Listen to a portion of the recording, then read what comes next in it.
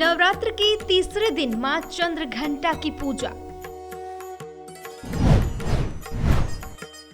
देवी का तीसरा स्वरूप है मां चंद्रघंटा। मां चंद्रघंटा की कृपा से बढ़ेगा आत्मविश्वास। मां चंद्रघंटा करेंगी सबका कल्याण। नवरात्र के दिनों में मां जगदम्बे के 9 रूपों की पूजा की जाती है। घट स्थापना के साथ ही नवरात्र के पहले दिन मां शैलपुत्री और दूसरे दिन मां ब्रह्मचारिणी की पूजा की गई। अब नवरात्र के तीसरे दिन मां दुर्गा की तीसरी शक्ति मां चंद्रघंटा की पूजा करने का विधि विधान है। मां का तीसरा रूप यानी कि मां चंद्रघंटा शक्ति के रूप में विराजमान चंद्रघंटा मस्तक पर चंद्रमा को धारण किए हुए हैं। नवरात्र के तीसरे दिन इनकी पूजा अर्चना भक्तों को जन्म जन्मांतर के कष्टों से मुक्त करके परलोक में कल्याण प्रदान करती है। देवी स्वरूप चंद्रघंटा बाघ की सवारी करती है। इसके 10 हाथों में कमल, धनुष, बाण, कमंडल, तलवार, त्रिशूल और गदा जैसे अस्त्र हैं।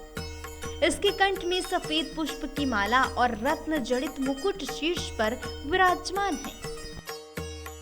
पौराणिक कथाओं के अनुसार मां दुर्गा ने मां चंद्रघंटा का रूप तब धारण किया था जब दैत्यों का आतंक स्वर्ग पर बढ़ने लगा था।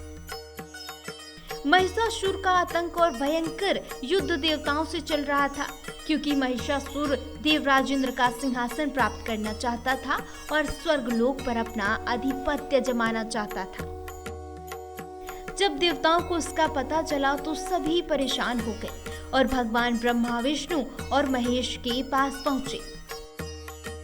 त्रिदेवों ने देवताओं की बात सुनी और क्रोध प्रकट किया। कहा जाता है कि इसी क्रोध से त्रिदेवों के मुख से एक ऊर्जा निकली और उसी ऊर्जा से एक देवी अवतरित हुई जिनका नाम मां चंद्रघंटा है।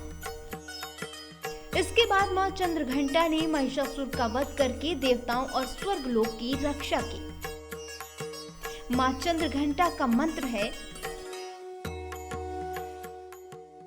पिंडज प्रवरारूढ़ा चंडकोपास्त्र केर्युता प्रसादम तनुते मह्यम चंद्रघंटेति विश्रुता।